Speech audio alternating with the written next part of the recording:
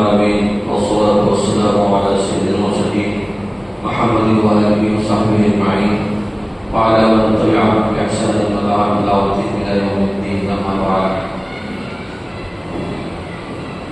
إن الدين عند الله الإسلام. وقال تعالى في موضع آخر: ومن يبتغي غير الإسلام فلن يقبل منه وهو في الآخرة من الخاسرين. صدق الله العظيم. محترم بزرگوں، عزیز بھائیوں،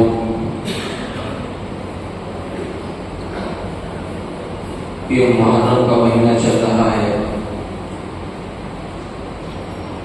اس محرم کے مہینے کے ساتھ دشمنان اسلام نے بہت ہی نازیبا سلوک کر رکھا ہے. آج محرم کی 6 تاریخ ہے، 7ویں تاریخ ہے، اور یہ تیسرا جلسہ ہے. 5 تاریخ سے شروع ہوا تھا، 6 کو ہوا، آج 7 تاریخ ہے. یہ جلسہ محرم کی حقیقت، شہادت کی وضاحت اور دین کی بنیادی باتوں کا علم حاصل کرنے کے لیے، علم اور پہنچانے کے لیے، صحیح معلومات حاصل کرنے، صحیح معلومات پہنچانے کے لیے منعقد کیا گیا ہے. ہمارے نوجوانوں میں، ہمارے بچوں میں جو اسکول آتے جاتے ہیں، ان کو بیچاروں کو اپنی دینی معلومات بہت ہی صفر کی حد تک کے ہیں، اور جو لوگ کام کاج میں لگے ہوئے ہیں ان کی بھی معلومات کا یہی حال ہے. معلومات صحیح نہ ہونے کی وجہ سے غیروں کے پروپیگنڈے کا شکار ہو جاتے ہیں. غالباً اگر یہ بات کہی جائے کہ تاریخ انسانی میں جتنا زیادہ جھوٹ، جتنا زیادہ پروپیگنڈا اس محرم کے مہینے میں بولا جاتا ہے، تاریخ انسانی میں کبھی بھی کسی مہینے میں اتنا بڑا جھوٹ، اتنی بڑی بڑی فوش باتیں کبھی نہ بولی جاتی ہوگی، کبھی نہ بیان جاتی ہوگی. غلط پروپیگنڈا ایسا زبردست کہ غالباً ہٹلر نے بھی انہی سے اصول لے کر کے بنایا ہوگا کہ جھوٹ کو اتنا بولو کہ وہ سچ کرنے لگے. ان راسیوں نے جھوٹ کو اتنا بولا کہ ہم نے کہ ایک بڑی تعداد بہت سے ان کی باتوں پر سچ ماننے لگی، اور ہمیں کی بڑی تعداد ان کے غلط پروپیگنڈے کی وجہ سے محرم کی عظمت، محرم کے احترام، محرم الحرام کے عقیدت، سیدنا حسین رضی اللہ عنہ کی شہادت کی وجہ سے سمجھنے لگے. اگر کسی نے پوچھا جائے کہ محرم کا احترام کیوں کیا جاتا ہے، محرم الحرام کی عقیدت اتنی کیوں ہے مسلمانوں میں، تو کہو سبھی لوگ یہی کہیں گے کہ اس میں حضرت حسین رضی اللہ عنہ کی شہادت ہوئی ہے، اس کے لیے اس کا ادب ہے، اس کا احترام ہے، اس کی عقیدت ہے. الا ماشاء اللہ جو عقیدت کو جانتے ہوں گے، چند ہی لوگ ہوں گے جو صحیح بات بتائیں گے. لیکن اکثریت ہمیں کی، خاص طور سے اہل لکھنؤ میں اور قرب جوار میں جو دیہات ہیں، جو آبادیاں ہیں، ان لوگوں میں غلط پروپیگنڈے کی وجہ سے سنی بڑی تعداد میں محرم الحرام میں تازے داری کو اتنا زیادہ ضروری سمجھتا ہے، اتنا زیادہ ضروری سمجھتا ہے کہ شہروں میں کام کاج کرنے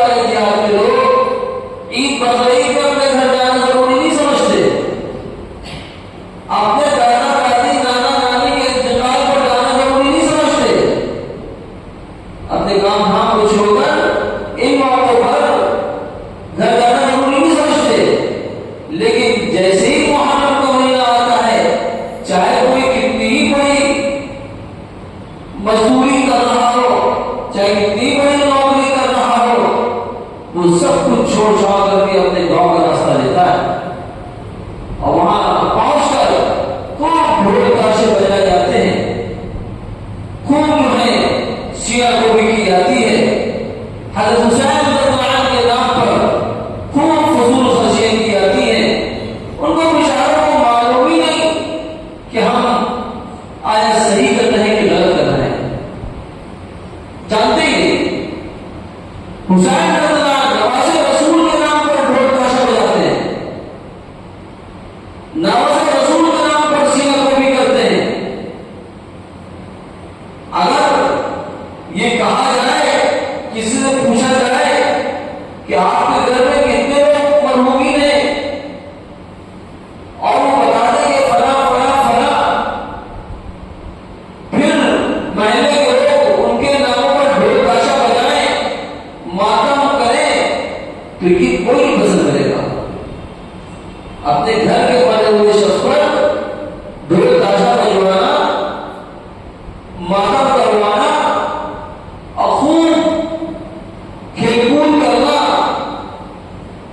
इसको कोई नहीं पसंद करेगा। अपने घर वालों के बनने वालों के लिए, अपने मरहूमीन के लिए कोई नहीं पसंद करेगा, लेकिन हुसैन रज़ियल्लाहु के लिए सफर है, क्योंकि वो बेचारे बिल्कुल लाइल्म हैं, उनके पास सही मालूमात ही नहीं है, वो जानते ही नहीं है कि सैयदना हुसैन रज़ियल्लाहु और अहले बैत की मोहब्बत का झांसा देकर किस तरह से इस्लाम की पूरी तालीमात को बिगाड़ने की कोशिश की गई, किस तरह से कुरान और हदीस पर डाका डालने की कोशिश की गई, किस तरह से कुरान और हदीस के अंदर तब्दीली लाने की कोशिश की गई, किस तरह से मुसलमानों को साहबा-ए-किराम रज़ियल्लाहु अन्हुम की बड़ी बड़ी कुर्बानियों पर पर्दा डालने की कोशिश की गई।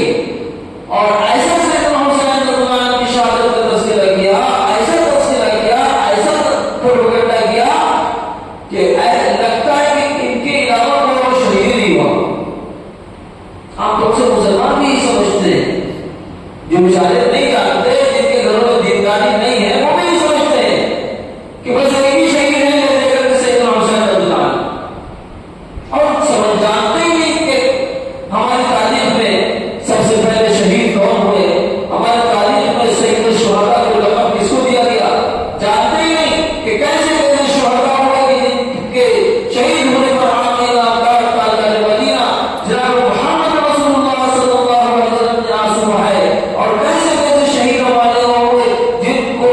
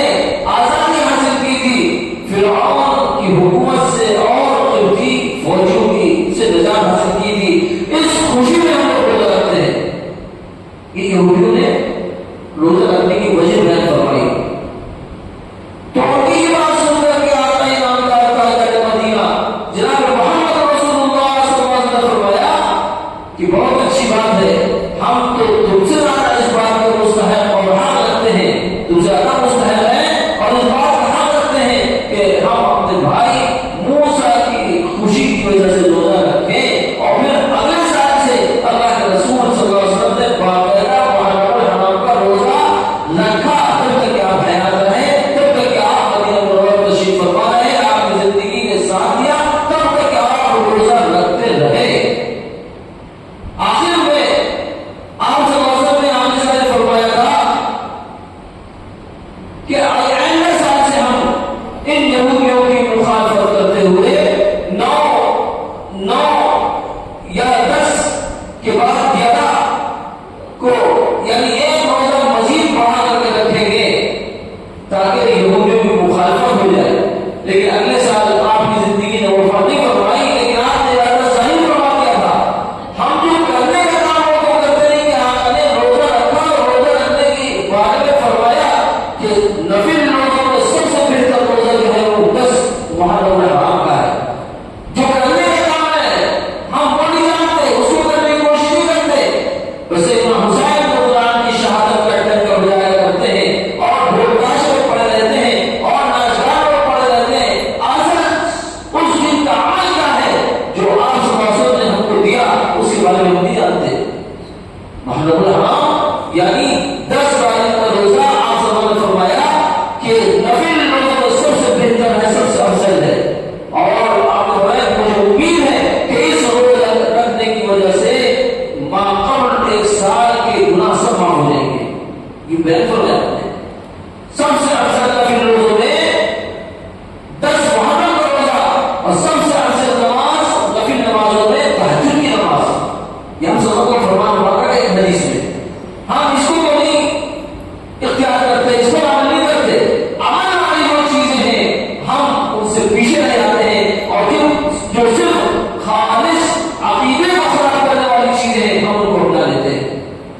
ایرانی موجودہ جنگی صورتحال جو تھی اس میں بہت سے سنی تحریکیاں رافضوں کی باتوں میں آ گیا، حالانکہ سب سراسر اکثر بیشتر کو کہا ہی جا سکتا ہے کہ پروپیگنڈا اور جھوٹ پر مبنی ساری باتیں ہیں، لیکن اکثر سنی جانتے ہی نہیں آخرت کے بارے میں، سنی واقف ہی نہیں ہے، دشمن اسلام کی حرکتوں سے واقف ہی نہیں۔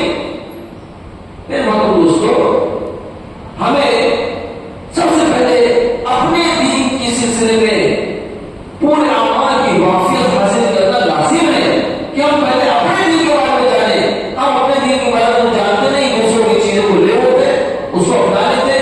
یہ ہماری بہت ہی زیادہ کم علمی اور کم دینی، کمزور ایمانی کی علامت ہے۔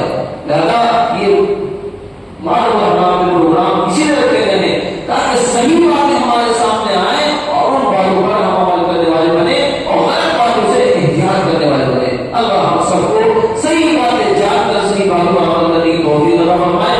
اب ہمارے درمیان ہماری خوش نصیبی سے اللہ تعالیٰ عبدالشکور صاحب تشریف لے آئے، انشاءاللہ اصل بیان نہیں کا ہوگا۔ اب ہم باقاعدہ طور پر جلسے کا پروگرام، جلسے کی شروعات کرنے کے لیے اور وہ مناج کو دعوت دیتے ہیں کہ تشریف لائیں اور اپنی تلاوت کلام اللہ سے جلسے کا آغاز کریں۔ اور وہ مناج نجیب مطالب اور خاطر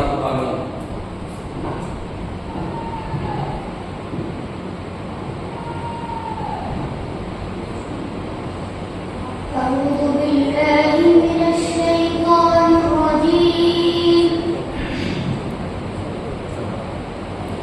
بسم الله الرحمن الرحيم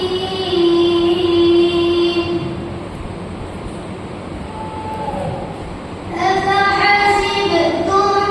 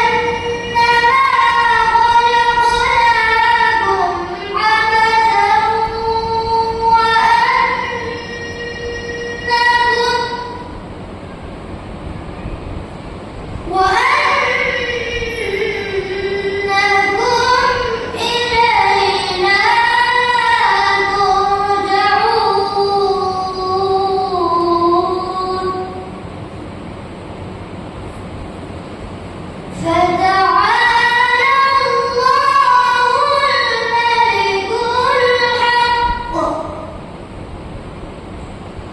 لا إله إلا هو رب العرش الكريم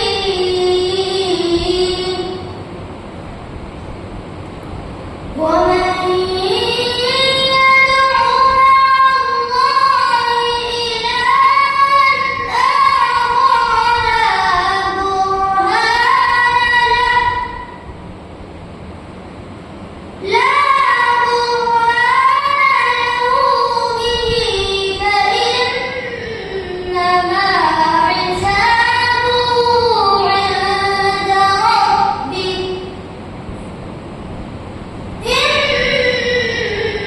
إنه لا يفلح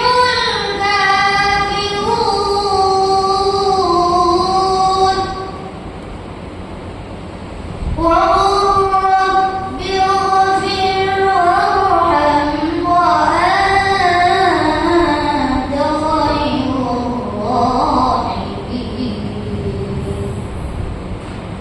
صدق الله العظيم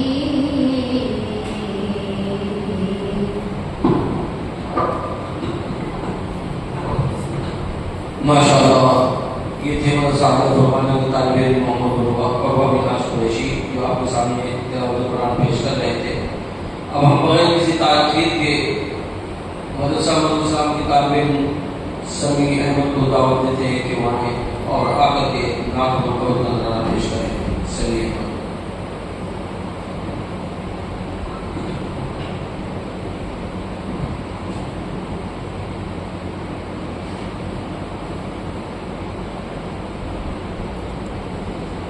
السلام عليكم ورحمة الله وبركاته.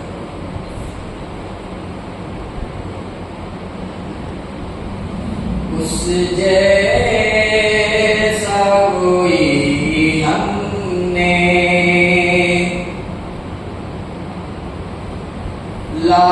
لاچار نہیں دیکھا، اس جیسا کوئی ہم نے، اس جیسا کوئی ہم نے لاچار نہیں دیکھا، اس جیسا کوئی ہم نے لاچار نہیں دیکھا، جس نے بھی مدینے کو ایک بار نہیں دیکھا، جس نے بھی مدینے کو خادم تھا سواری پر اور خود وہ چلے پیدل، خادم تھا سواری پر، خادم تھا سواری پر اور خود وہ چلے پیدل، خادم تھا سواری پر اور خود وہ چلے پیدل، دنیا میں عمر جیسا، دنیا میں عمر جیسا سردار نہیں دیکھا، اس جیسا کوئی ہم نے، سب کچھ وہ اٹھا لائے، سب کچھ وہ اٹھا لائے،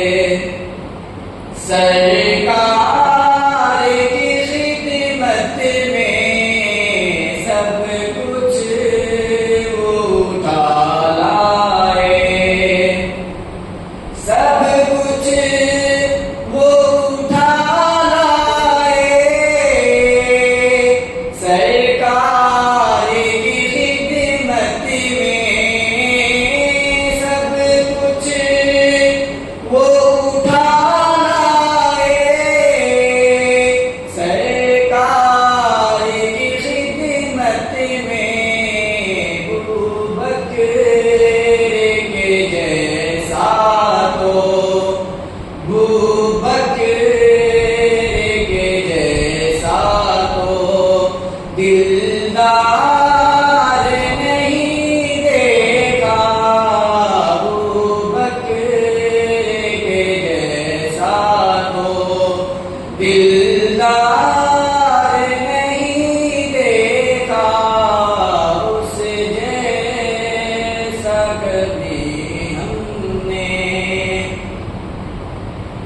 ویسے تو سخی آئے دنیا میں بہت لیکن ویسے تو سخی آئے ویسے تو سخی آئے دنیا میں بہت لیکن ویسے تو سخی آئے دنیا میں بہت لیکن عثمان کی سخاوت سا عثمان کی سخاوت سا میں نے یار نہیں دیکھا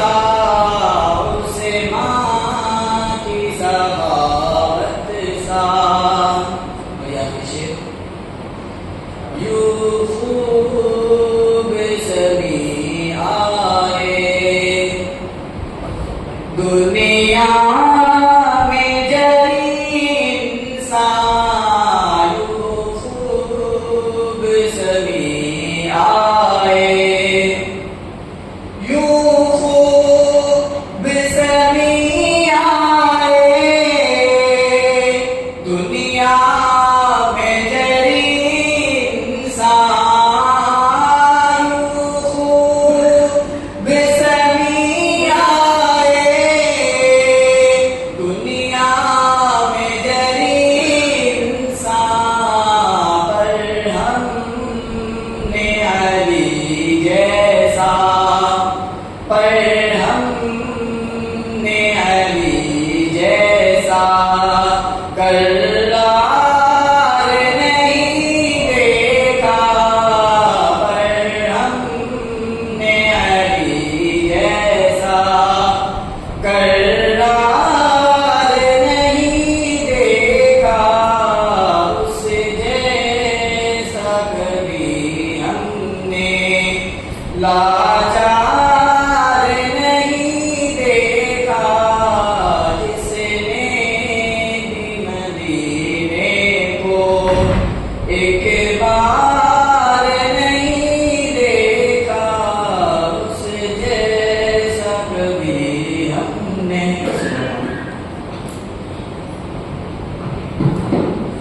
ماشاءاللہ بہت خوب نعت محمد کی نظرانے کے بعد ہم بغیر کسی تاخیر کے پروگرام حضرت مولانا عبدالشکور صاحب کو دعوت دیں گے.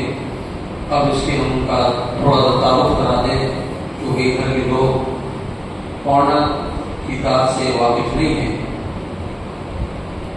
ذرا سا مولانا کے سامنے باتیں کرنا ان کی ذات کے سلسلے میں بتانا تھوڑی سی ہماری طرف سے مولانا کو پسند بھی آئے گی لیکن حقیقت یہی ہے اور ان پہ کہنا بھی نہیں چاہیے لیکن حقیقت یہی ہے کہ مولانا بڑے مخلص ہیں ماشاءاللہ.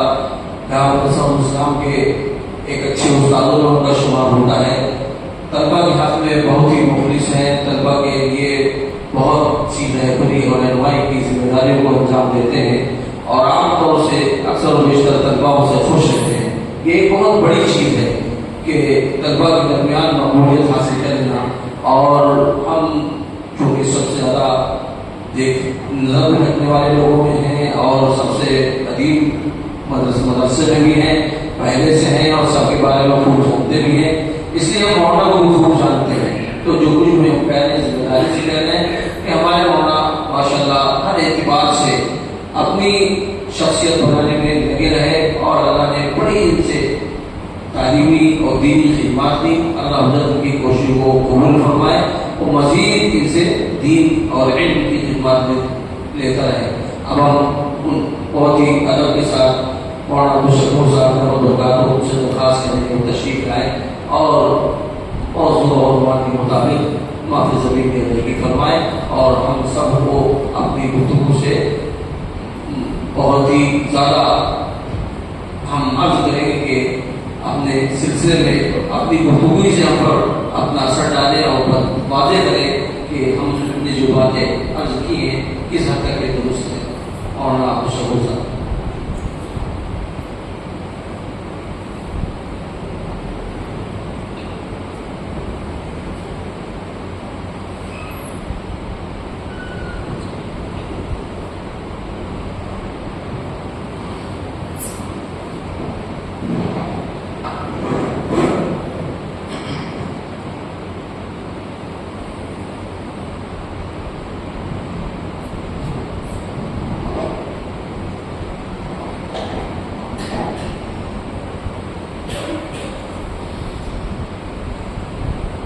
السلام علیکم ورحمۃ اللہ وبرکاتہ۔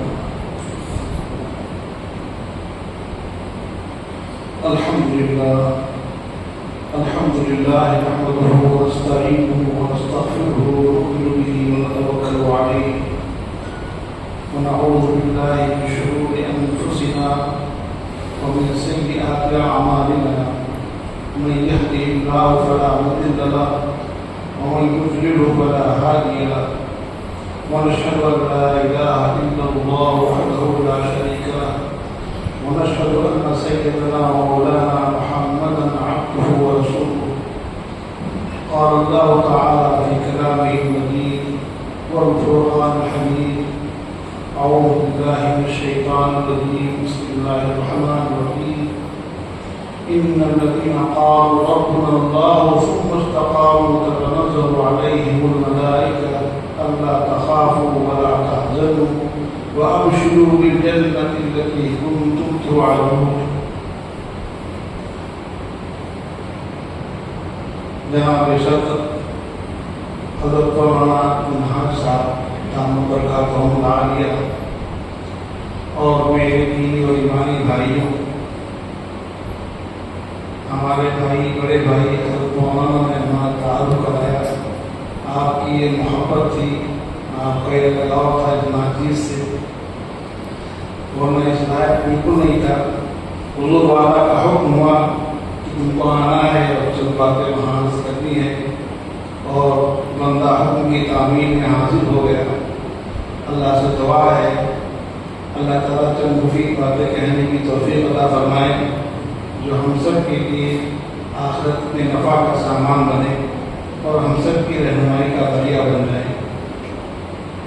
میرے بھائیوں، ایک ننھے منھے بچے نے بھتیجے نے بھی قرآن پاک کی آیت تلاوت کی۔ یوں تو میں نے سوچا تھا کہ میں نے جو ابھی آیت پڑھی اس پر بولوں گا، اس پر بات ہوگی، لیکن کچھ بات ایسا دل مچلا، افحسبتم انما خلقناکم عبثا وانکم الینا لا ترجعون۔ اللہ فرماتے ہیں کیا تم نے گمان یہ کر رکھا ہے کہ ہم نے تم کو یوں ہی پیدا کر دیا ہے، ہم نے تمہیں بیکار پیدا کر دیا ہے اور تمہیں میری طرف لوٹ کر نہیں آنا ہے۔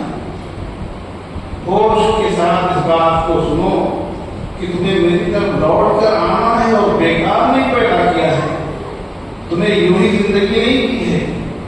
اس زندگی کی جو سانسیں تم گن رہے ہو اور لے رہے ہو، اس کا حساب بھی ہوگا، اس کا کتاب بھی ہوگا، اور جیسی زندگی گزاری ہے تم نے ویسا ہی کچھ ہمارا معاملہ بھی وہاں ہوگا۔ تو یہ آیت کریمہ ایسی تھی کہ جس سے دل دھڑک جائے۔ اللہ کا اعلان یہ ہے کہ یوں ہی پیدا نہیں کیا ہے، ایک مقصد کے تحت پیدا کیا ہے۔ ہر انسان چاہتا ہے کہ ہم بامقصد زندگی گزاریں، اور اللہ کا انعام ہم پر اور آپ پر یہ ہوا کہ اس نے ہمیں اور آپ کو صاحب ایمان بنایا۔ انسانوں پر اللہ کی بے شمار نعمتیں ہیں، بہت نعمتیں ہیں۔ اگر انسان اس کی دی ہوئی نعمتوں کو شمار کرنے پر آئے تو شمار نہیں کر سکتا ہے۔ خود حق سبحانہ و تقدس کا پاک ارشاد ہے وَإِن تَعُدُّوا نِعْمَتَ اللَّهِ لَا تُحْصُوهَا، اللہ کی نعمتوں کو اگر تم شمار کرو گے تو گن نہیں سکتے ہو، احاطے میں نہیں لا سکتے ہو کتنے احسانات ہیں اس کے اور اس کتنے انعامات ہیں اس کے تمہارے اوپر، اسے تم گن نہیں سکتے ہو، شمار نہیں کر سکتے ہو۔ بارش کے قطروں سے کہیں زیادہ، ریت کے ذروں سے کہیں زیادہ اللہ کے انعامات ہم سب پر ہیں۔ لیکن ایک حقیقت یہ ہے کہ ان تمام انعامات و احسانات کے باوجود سب سے بڑا جو انعام ہے اللہ کا، سب سے بڑا جو انعام ہے اللہ کا وہ نعمت ایمان ہے۔ ایمان کی نعمت یہ سب سے قیمتی سرمایہ ہے۔ یہ سرمایہ حیات بھی ہے ہمارے اور آپ کے لیے، اور سرمایہ نجات بھی ہے۔ یہ وہ قیمتی سرمایہ ہے۔ اب ظاہر سی بات ہے کہ جو چیز جتنی زیادہ قیمتی ہوتی ہے اتنی ہی زیادہ اس کے پیچھے محنت کرنی پڑتی ہے، اتنی ہی زیادہ توجہ طلب ہوتی ہے، اور ذرا سی غفلت برتی گئی تو اس میں نقصان آنے کا قوی امکان ہے۔ ایمان کے تعلق سے امام بخاری علیہ الرحمہ نے واقعہ بیان کیا ہے اپنی کتاب صحیح بخاری میں کہ جب ایمان دل میں بیٹھتا ہے اس کی صورت کیا ہوتی ہے، اس کی کیفیت کیا ہوتی ہے۔ امام بخاری رحمہ اللہ نے واقعہ نقل کیا ہے صلح حدیبیہ کے بعد جب آپ صلی اللہ علیہ وسلم نے شاہان عالم کو تبلیغی خطوط روانہ کیے اور ایک خط آپ صلی اللہ علیہ وسلم کا روم کے بادشاہ ہرقل کو بھی بھیجا گیا۔ روم کے بادشاہ ہرقل نے جب آپ کا نامہ مبارک پایا تو اس نے اپنے درباریوں سے کہا بھائی ذرا دیکھو کوئی عرب سے قافلہ آیا ہے، اگر کوئی آیا ہو تو لے کر آؤ، ذرا میں چند سوالات کرنا چاہتا ہوں اس شخص کے متعلق جو اپنے نبی ہونے کا دعویٰ کرتا ہے۔ چنانچہ دربار کے لوگ گئے اور معلوم کیا، پتہ یہ چلا کہ ابو سفیان کی عمارت میں ایک قافلہ وہاں آیا ہوا تھا۔ دربار کے لوگ اس قافلے والوں کو لے کر کے ہرقل کے پاس جاتے ہیں اور ان سے عرض کرتے ہیں کہ یہ عرب کا قافلہ ہے۔ ہرقل کہتا ہے ان سے کہ یہ جو شخص نبوت کا دعویٰ کرتا ہے تم میں سب سے زیادہ غریب نسب کے اعتبار سے کون ہے؟ ابو سفیان بچے اس وقت تک ایمان نہیں لائے تھے، وہ عرض کرتے ہیں کہ نسب کے اعتبار سے میں سب سے قریبی ہوں ان کا۔ ہرقل ان کو اپنے سامنے بٹھاتا ہے اور ان کے باقی ساتھیوں کو ان کے پیچھے بٹھاتا ہے اور عرض کرتا ہے کہ دیکھو میں چند سوالات کروں گا۔ ان کے ساتھیوں سے کہتا ہے کہ میں ان سے چند سوالات کروں گا اس شخص کے متعلق جو نبوت کا دعویٰ کرتا ہے، اگر یہ جواب صحیح دیں، سچ بولیں تب تو تم لوگ تصدیق کرنا ورنہ جھٹلا دینا۔ بادشاہ نے جو سوالات کیے ان سوالات پر اپنا حضرت سفیان کے جواب پر تبصرہ بھی کیا۔ واقعہ لمبا ہے، ایک سوال یہ بھی کیا اس نے کہ یہ بتائیے کیا ایمان لانے کے بعد میں حلقہ بگوش اسلام ہونے کے بعد کوئی ایسا بھی ہے جو ایمان سے پھر جائے؟ حضرت سفیان نے کہا نہیں، ایسا تو نہیں ہوا ہے، اب تک ایسا نہیں ہوا ہے کہ آپ صلی اللہ علیہ وسلم پر ایمان لانے کے بعد کوئی پھرا ہو۔ بادشاہ کہتا ہے ذالک بشاشۃ الایمان حین تخالطہ القلوب، یہ ایمان کی چاشنی ہے، یہ ایمان کی بشاشت ہے کہ جب وہ دماغ میں اتر جاتی ہے تو نکلنے کا نام نہیں لیتی ہے۔ یہ وہ چاشنی ہے جو دماغ میں ٹھہر جاتی ہے تو نکلنے کا نام نہیں لیتی ہے۔ ذالک بشاشۃ الایمان حین تخالطہ القلوب۔ اسی طریقے سے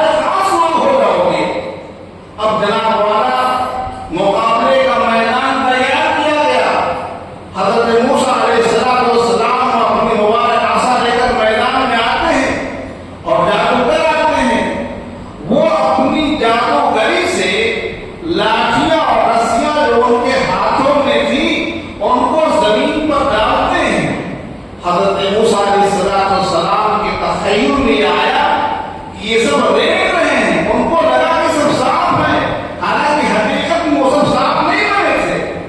انہوں نے اپنے فرض سے اس کو دیکھتا ہوا دکھایا.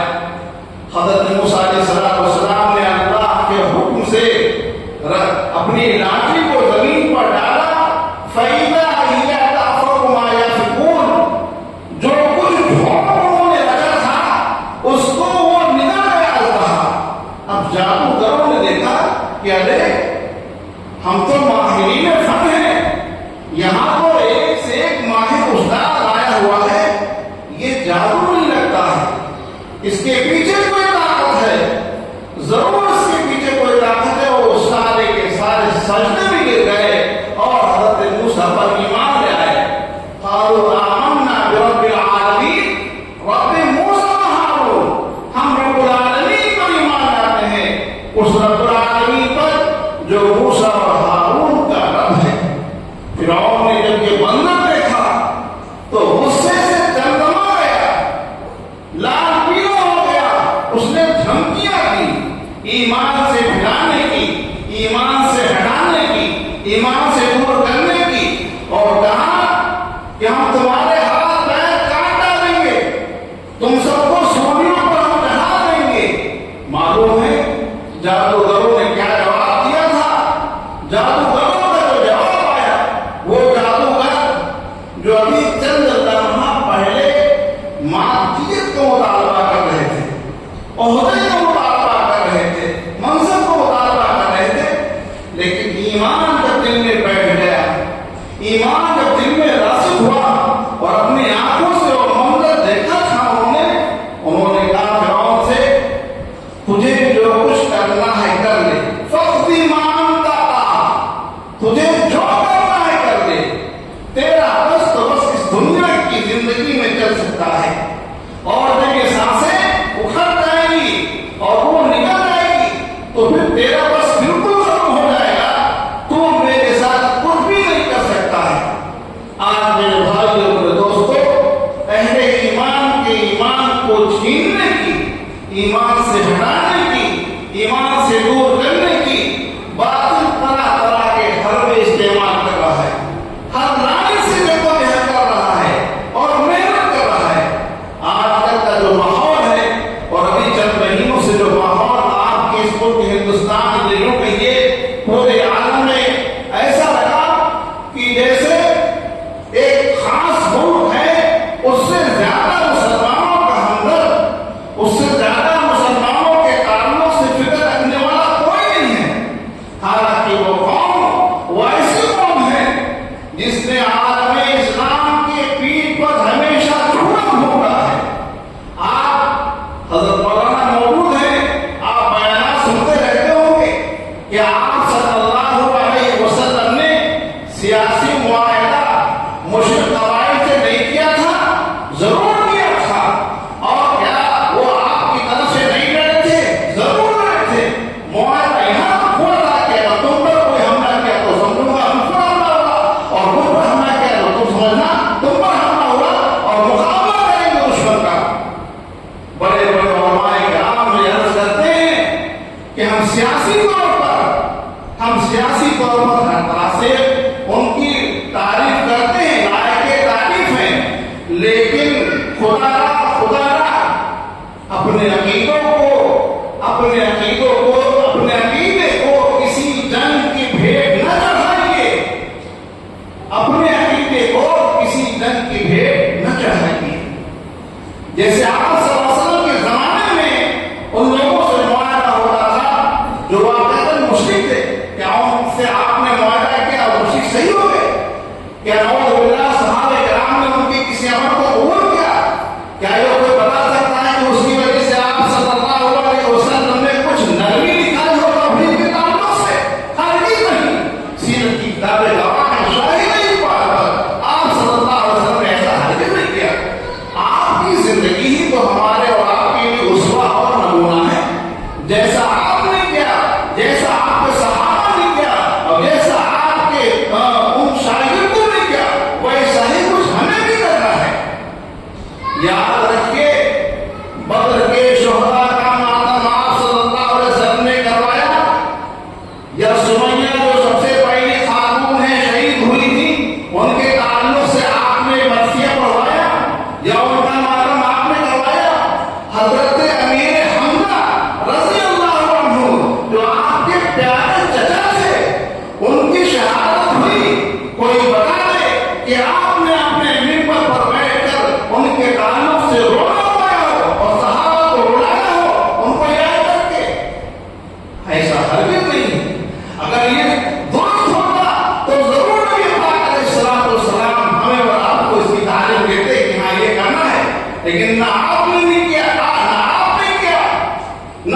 صدیق اکبر نے کیا، نہ حضرت عمر نے کیا، نہ حضرت عثمان نے کیا، نہ حضرت علی نے کیا. یہ بڑا کہاں سے آئی؟ یہ کیسے دین ہو سکتا ہے؟ یہ کیسے دین ہو سکتا ہے؟ یہ کیسے نبی کا طریقہ ہو سکتا ہے؟ آج میرے بھائیوں اور میری پردرشی خواتین بہنوں، بہت بڑا عالمیہ یہ ہے کہ ہم معمولی باتوں کو لے کر کے اپنے بڑوں کو نشانہ بنا رکھتے ہیں، بہکنے لگتے ہیں، اور نعوذ باللہ ثم نعوذ باللہ اپنے عقیدے تک کی ہم پرواہ نہیں کرتے ہیں، اپنے ایمان تک کی ہم پرواہ نہیں کرتے ہیں. ہم یہ سوچتے ہی نہیں کہ ہم کہاں جا رہے ہیں، ہم کہاں لے کے جا رہے ہیں. یاد رکھیے، بڑے علماء نے یہ بات عرض کی ہے، اور خاص طور سے آج میرے عالم کا جو ہے کہ بات بڑی کہ یہ جو واقعہ ہوا حالیہ، اس واقعے کو لے کر کے جو یہ فرقہ ہے یہ اپنے مذہب کو، اپنی بدعقیدگی کو پھیلانا چاہتا ہے، اور خاص طور سے ہمارے نوجوان کو شکار بنانے کی پوری کوشش ہو رہی ہے. آپ کو چوکنا رہنے کی ضرورت ہے. ہم نہیں کہتے ہیں کہ آپ کو عیسائی کی حمایت میں کھڑے ہو جائیے. ساتھ کہا گیا ہے کہ ہم آپ کے ساتھ ہیں، اس وجہ سے ساتھ ہیں کہ آپ اسرائیل کے خلاف کھڑے ہونے والا دیکھنے میں، اس لیے آپ کے ساتھ ہیں. لیکن اس موقع سے بعض آپ کے لاکھ بھجکڑ علماء اس کی کوشش کر رہے ہیں کہ رافضیت کو پھیلائیں، لوگوں کے عقیدے کو خراب کریں. تو یہ چیزیں اچھی نہیں ہیں. میرے بھائیوں اور دوستوں، ہمیں اپنے ایمان کی فکر کرنی ہے. آپ نے دیکھا جب صحیح معنوں میں ایمان بیٹھتا ہے تو وہ کسی چیز کی پرواہ نہیں کرتا ہے. حکومتی سطح پر خواہ ایسے ہی مظالم ہو، کتنا ستایا جائے، تو جان سے مان، چاہے وہ خورتے ہوئے کڑاہ میں ڈالنے کی نوبت آ جائے، جلانے کی نوبت آ جائے، ایمان صحیح معنوں میں بیٹھ جاتا ہے تو دل سے نکلتا نہیں ہے. ایمان کی فکر یہ صحابہ اور انبیاء کرام علیہ السلام کی تعلیمات میں تھے. انہوں نے فکر کیا ایمان کی. اور آپ کے سامنے میں چند واقعات بطور مثال پیش کرتا ہوں. حضرت یعقوب علیہ السلام سے کون نہیں واقف ہے؟ ابو انبیاء ہیں، ان کی اولادوں میں بہت سے انبیاء ہوئے.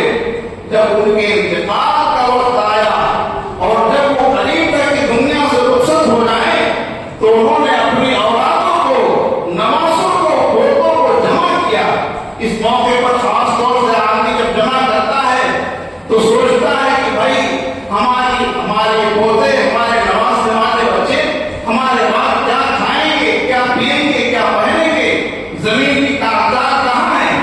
لیکن دیکھیے نبی کی تعلیم، جب حضرت یعقوب علیہ السلام نے اپنے خاندان کو اور اپنے بچوں کو جمع کیا، اور جمع کرنے کے بعد جو آپ نے سوال کیا ان سے، وہ دہرا دینے والا سوال ہے، وہ ایک پیغام ہے مسلموں کے لیے. آپ پوچھتے ہیں ما تعبدون من بعدی، یہ بتاؤ تم لوگ کہ میرے بعد کس کی عبادت کرو گے، کس کی پرستش کرو گے، کس کی پوجا کرو گے.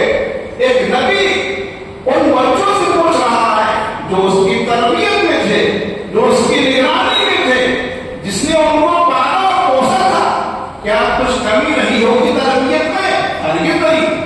کیا تعلیم میں کچھ کمی رہی ہوگی؟ نہیں رہی ہوگی. لیکن فکر مند ہیں دنیا سے جاتے وقت اور پوچھ رہے ہیں بتاؤ میرے بعد کس کی عبادت کرو گے، تم ہم کو بتاؤ کس کو پوچھو گے.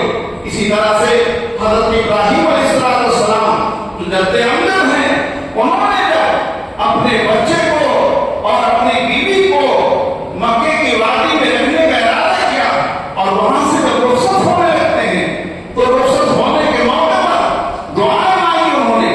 ان دعاؤں میں ایک دعا یہ بھی ہے وَجْنُبْنِي وَبَنِيَّ أَن نَّعْبُدَ الْأَصْنَامَ، اے میرے پروردگار آپ میری اور میرے اولادوں کی حفاظت فرمانا بت پرستی سے.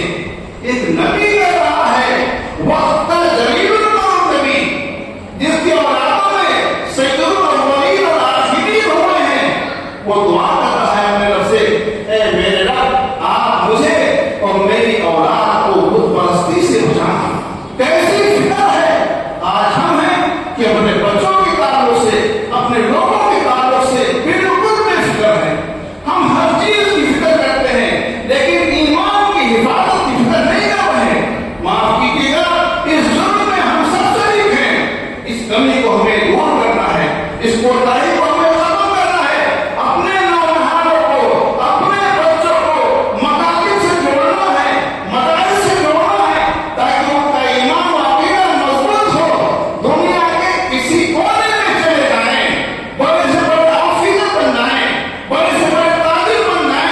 لیکن ایمان کو سودا نہ کریں، ایمان ان کے دلوں میں راسخ ہو جائے، مضبوط ہو جائے، بیٹھ جائے کہ کوئی دولت یا کیسے بھی حالات ان کو ایمان سے پھیلا نہ سکے۔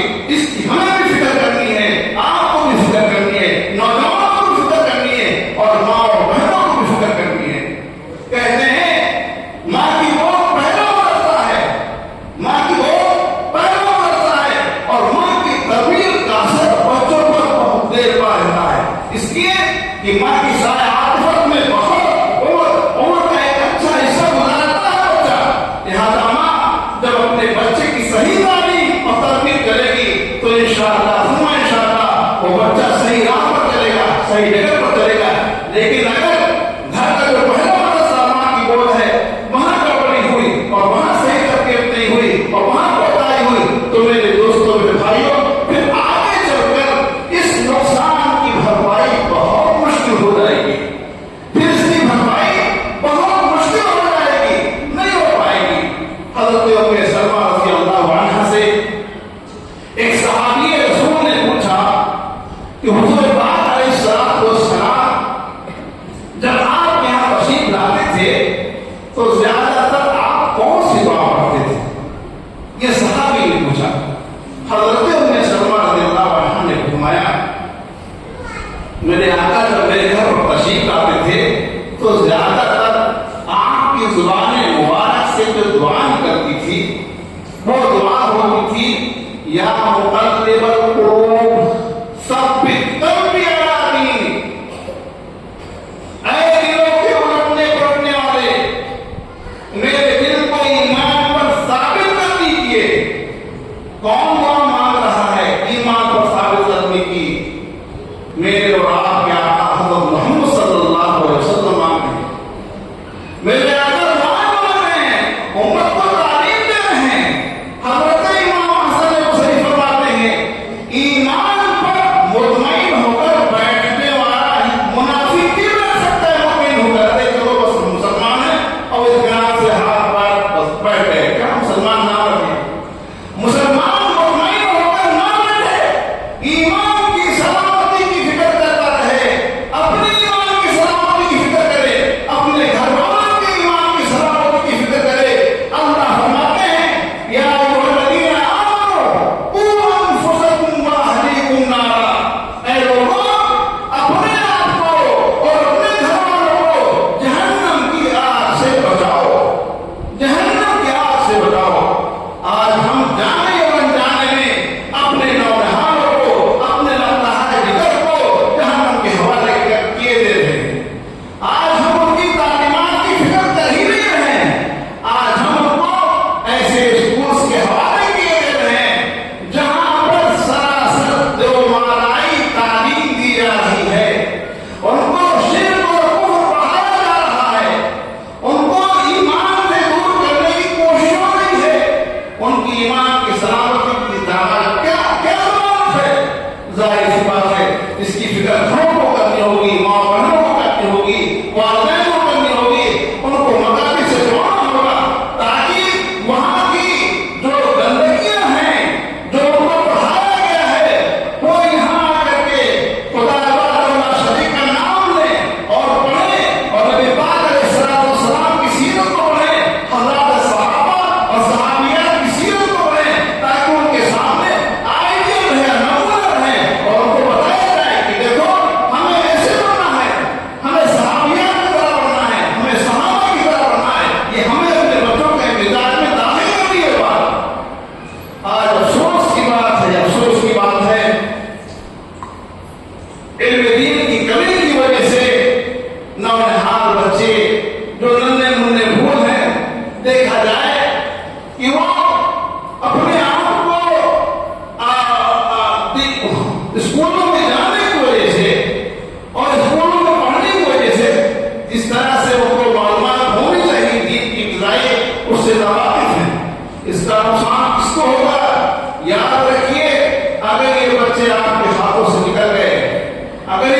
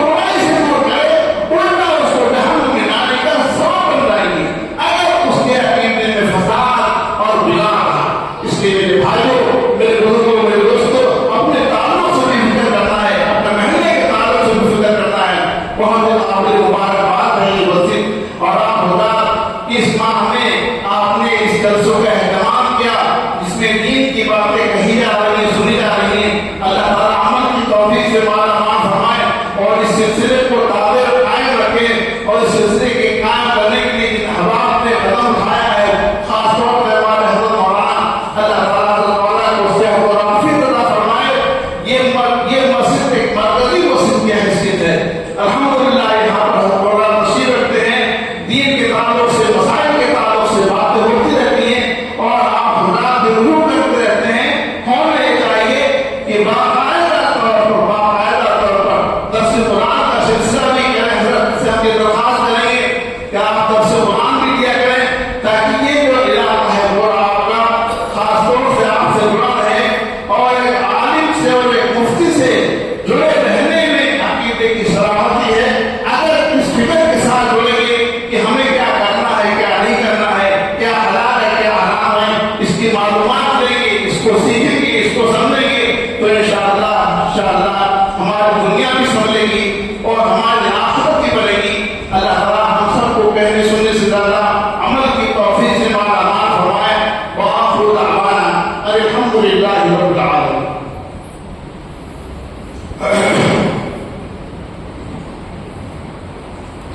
بسم اللہ الرحمن الرحیم. الحمدللہ رب العالمین. اللهم صل على محمد وعلى آل محمد كما صليت على إبراهيم وعلى آل إبراهيم إنك حميد مجيد.